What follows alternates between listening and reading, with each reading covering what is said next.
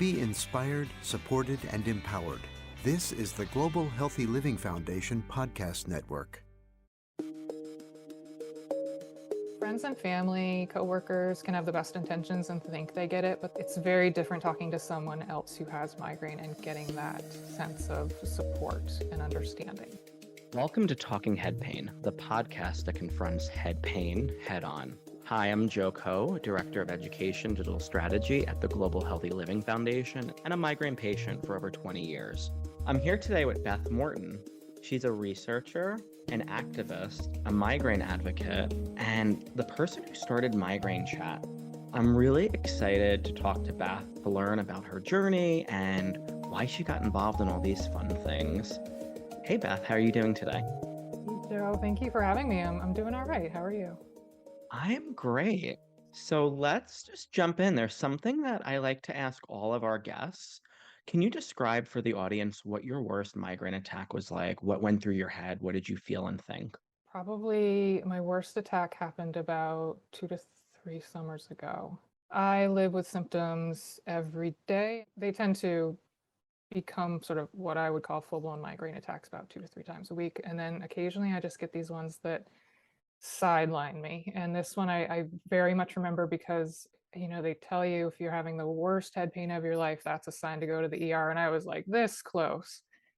But I remember it sort of hit at night, and I don't recall at this point if it was because of, sort of triggers stacking up, or if it was just one of those ones where there's just no good explanation and they just come out of nowhere and you've done what you can and still get hit hard. The reason I remember it is because when I know it's going to be a bad migraine attack when I start to get allodynia. That's not a common symptom for me.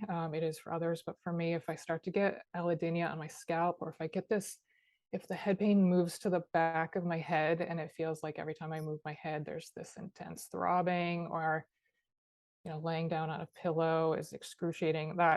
Those are my warning signs. And this one ticked all those boxes. And I just remember I spent most of the night sitting on my couch, kind of just rocking back and forth in tears or near tears. And I'm lucky that my doctors prescribed me some of the same treatments that you would get if you go to the ER, and that I can use at home to keep me from going to the ER. So, this is one where it took a couple of rounds before it finally kicked in, died down. I could sleep.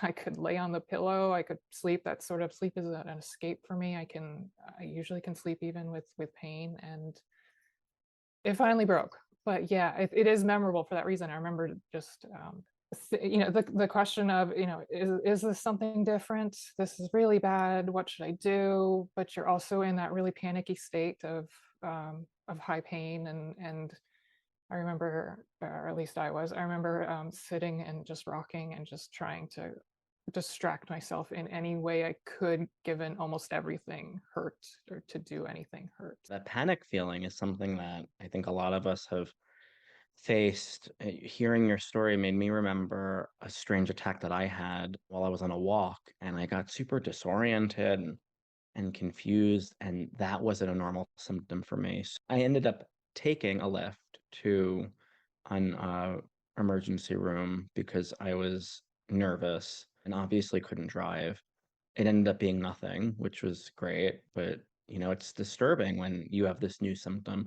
Can you explain what allodynia is for folks that might not know that term? Yeah, so that's kind of probably a technical term, and to describe it, it's when touch is painful, and it's touch that shouldn't be painful. So most people tend to get it on their head, face, sort of above their neck, but it's not unheard of to get allodynia in other parts of your body. And I think that's something that comes up when I talk with others to get that validation of, oh, it hurts when I touch, other parts of my body too. So either they don't know that allodynia is a thing that's connected to migraine. It hurts when I brush my hair, it hurts when I lay on the pillow, or they've only heard about it affecting the head, face. And so when they're like, oh, it hurts when I wear a scratchy t-shirt, they're getting that validation that, yeah, that's maybe not the most common presentation, but it happens, and it is still part of migraine.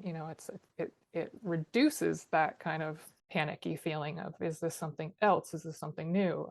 So Yeah, giving it a name, having people understand it's part of migraine is a lot of times it's a light bulb moment for people, I think. I agree. That happened to me once, and I remember it very vividly. The water from a shower Yeah, hurt my scalp. Just the gentle pressure of the water. It was so intense. I yeah, couldn't take a shower. And I let the neurologist know, and they were like, this is something that happens to people with migraine. Fortunately, it's only happened once, knock on wood, but it's a really strange feeling. Like yeah. you get shocked, like water can hurt. And who would think that the pressure of water drops on your head could cause pain? So when I think of migraine advocacy, Beth Morton is one of the people I think of. What drew you to migraine advocacy, Beth? I think it was sort of accidental. Sort of the quick backstory of Beth is I have had migraine for 20 plus years, like you as well. About 6, 7 years ago now, I was finishing my PhD and my attacks started. I sort of had this perfect storm of everything they warn you about being risk factors for migraine turning from episodic a few times a month to chronic, more than half the month. I had a lot of the risk factors pile up on me at once. I was finishing my PhD. I was in the last year of school. And despite having some of the best doctors available to me, nothing really slowed the progression. And to this day, I'm still kind of struggling to find the right treatment mix. So I finished school, but I could not keep my full-time job and I couldn't stay living in the city I was living in. So I moved back to Vermont and I kind of floundered for a year or so. I spent a lot of that time setting up new doctors, new healthcare team, frantically still trying to explore treatments I hadn't tried, getting access to them. And I guess the reason I say I sort of accidentally fell into advocacy was it was first a lot of self-advocacy. I think that's probably how a lot of us start. And I think a lot of us also start in these periods where things are getting worse and we suddenly realize like migraine is having a disabling impact on our lives. And that's probably why so many of the migraine advocates are like us who have, high episodic migraine or chronic migraine.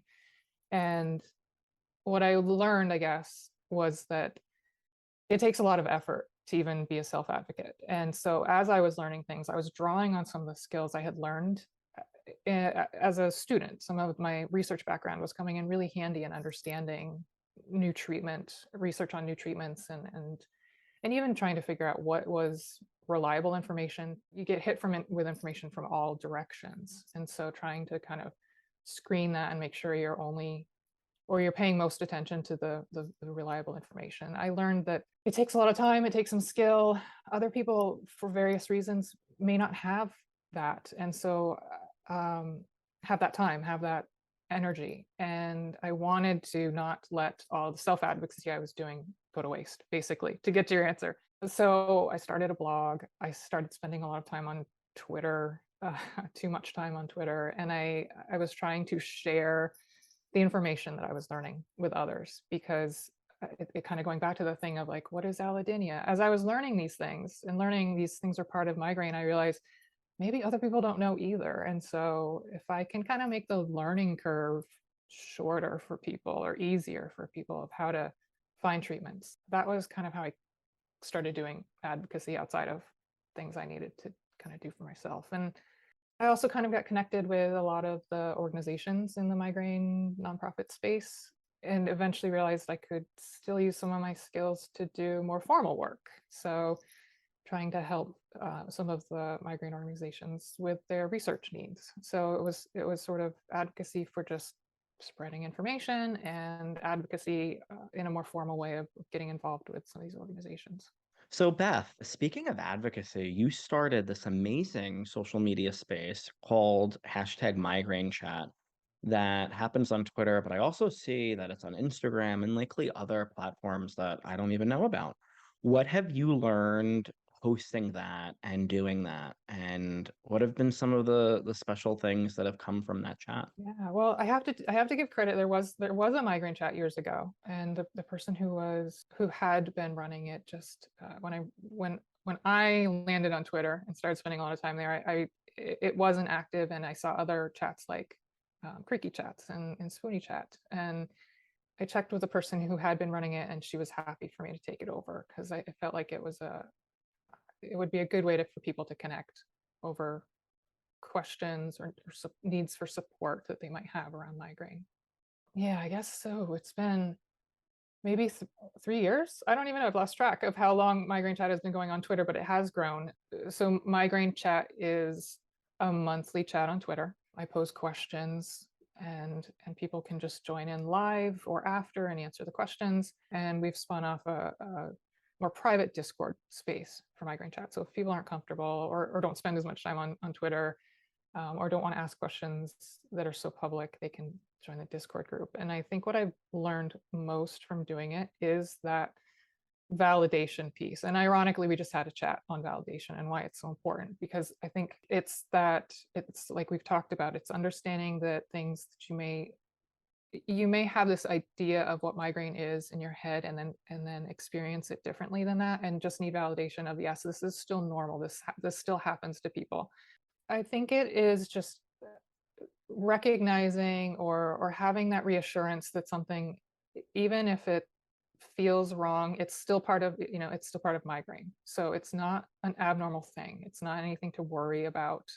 For the people who have questions about things like symptoms or medications or side effects, there's also just the validation of just needing support, just needing to vent, just needing to say, like, this is really crappy, and does anyone else go through this, and just getting the like sort of virtual hugs back kind of thing. So I think the validation is really important. The connecting with others, I've made friends through Twitter, through Migraine Chat, that I talk with now offline and have met in person. So these are real connections people are making. And I think, given some of what's come out recently about proposing, some of the people on social media are doing it for attention or doing it for the monetary gain, that's just so wrong. And to hear that is that is invalidating. We do it to make connections. We do it to advocate for ourselves. We do it to, Migraine Chat is for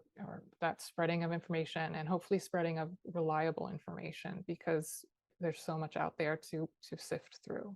And what I love about Migraine Chat, in addition to everything that you said, Beth, is that it's a space that's ongoing. So you have the monthly discussions, but I Yes. see that people engage with that support, with that structure of Migraine Chat throughout the month.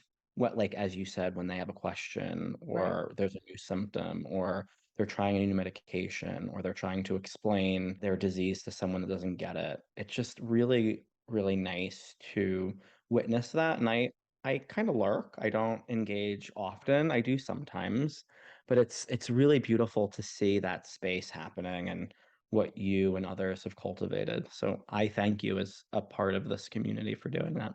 This leads into our next question, which is an important one. We hear a lot that social media is bad, that it's toxic, that it creates a lot of issues for folks. All of those things are true.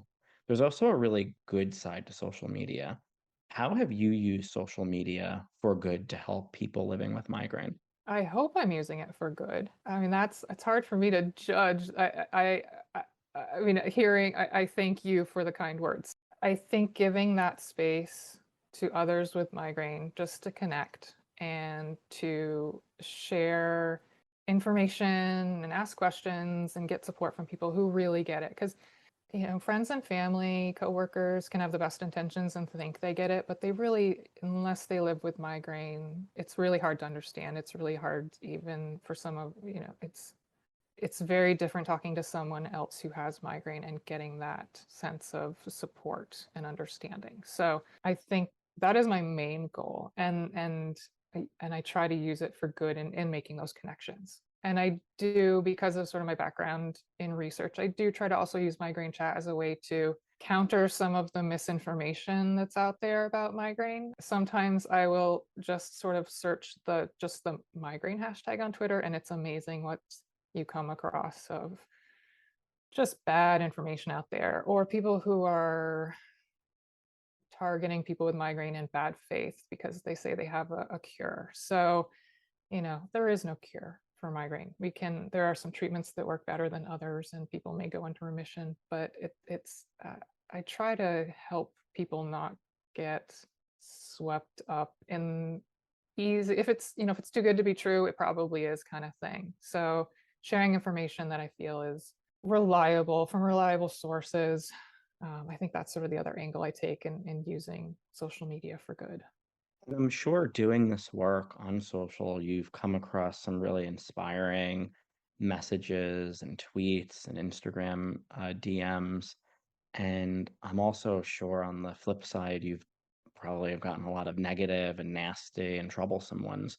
What are some of the most powerful tweets that you've received, and what are some of the most troublesome?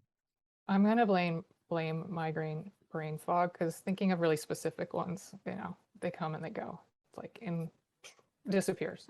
My memory is a sieve. So that said, I think in general, some of the most inspiring or ones that make me feel good about what I'm doing with Migraine Chat are the ones where people have those light bulb moments, and they take something they just sort of upfront state that they've learned something from migraine. They talk Migraine Chat. They talked to their doctor about a new treatment, or they realized they could even see a headache specialist, that those exist, or made some other type of connection through Migraine Chat. So those tend to be kind of the most affirming that I am doing something good. Also, just seeing Migraine Chat, the hashtag, used in the wild, where I didn't tweet something, or somebody didn't ask a specific question. They just tagged it because they came across it. They maybe don't even follow me. That's like, oh, okay. So it is getting out there. So those kinds of things are affirming. Most troublesome, there's sort of two camps of troublesome. There's the people who are very much like me, where they have high frequency symptoms. They've tried everything. You talk to them as much as you can through Twitter, and kind of learn they've really tried as much as I feel like I've tried everything I can, pretty much, and I try things as soon as they come out, and I see a headache specialist, and I'm doing all of the non-pharma things, and I still have high frequency migraine attacks. So when I talk to someone else like me and they're reaching out for help, I think what's troublesome about it is I feel like I can't help them. The best I can do is just give them the space and bring them into the community if possible, if that's helpful to them. So I think it can be hard when it's the same as when we go to our doctors, when you get that sense of you're running out of things to try. And there's always more to try, but it's harder when somebody is sort of in a similar situation as me. The other troublesome ones are just ones that are just, when I see, and these aren't always directed to me, but tweets that just get migraine wrong, or are stigmatizing or invalidating, and it's hard enough when it comes from outside the community, or people who are trying to sort of take advantage of other people with migraine. But thinking of sort of a recent occurrence, when even within the disability chronic illness community, when migraine is used as like an excuse or an example, or it feels like people with migraine are thrown under the bus as sort of a quick fix to what are some really big systemic issues around disability and chronic illness, and accommodations and stigma. And it's really hard when you see other people who should know better not taking migraine as seriously as it should be, I guess, to put it nicely. So in other words, when someone would say that you should fake having a migraine attack to get a accommodation that you should get for other reasons, Right. and what does it do to the community? On one level, I understand that type of example. When your back's up against a wall and you need to protect yourself or your family, I understand wanting to kind of circumvent the system that is stacked against us. But when I see migraine used as, fake a migraine and get around the system, that does a disservice to those of us with migraine who are legitimately trying to get accommodations or disability benefits. And that is extremely hard. Those types of accommodations or benefits are really hard to get with migraine because of the stigma, the historical stigma, the misunderstanding, the belief it's just a headache, that it's not serious, or just this underlying idea that It's easy to fake, or for any of us who have tried to work with migraine, with frequent migraine especially, you learn pretty quickly that there are multiple steps to getting accommodations or getting disability, getting doctors to be on your side, getting your employer or the government to believe that it's as disabling as it truly is. And so there are organizations that are doing enormous amounts of work to try and counteract these barriers, and it's hard to see others in the community undermining that, I guess. And even those of us, and I would be in this camp, that wouldn't have been as open in the past to even ask for an accommodation, or at previous places that I've worked, or use things that could help me. Like, I have a pair of glasses that work really well for me, but they have a very funky to me looking tint. Right. So when you wear them, you kind like, I've gotten, oh, you're trying to be like Bono, out in the world, not at Yeah. work. But I think about, like, do I internalize some of this stigma and portrayed or perceived weakness, and that's why I'm not, using these assistive devices that might help more, because I should use them more. They work really well for me, but it doesn't make it easier when we hear that it's just so easy to get these accommodations. I know through Talking Head Pain and the work that we do at GHLF, how challenging it is for patients to be heard by their employers, for people to get disability. I spoke to someone on Talking Head Pain that talked about that whole process and how it was like really demoralizing and challenging. And I think because of the way our disease is, you don't see a broken bone. There is no definitive test that could say you have migraine. So it's very complicated. And I think you're doing amazing work demystifying some of these really complicated and charged topics, and always in such a caring and empathetic way, which is why I appreciate the work that you do, Beth, and that you took the time today to use some of your energy that I know is a limited resource with us all to talk with me and our audience. So thank you so much, Beth. Thank you. Thanks, Joe. Thanks for having me. Thank you so much for listening to this episode of Talking Head Pain, the podcast that confronts head pain head on. If you like this episode, please give it an honest 5-star rating and subscribe so you never miss another one. I'm Joe Coe, and I will see you next time. Be inspired, supported, and empowered. This is the Global Healthy Living Foundation podcast network.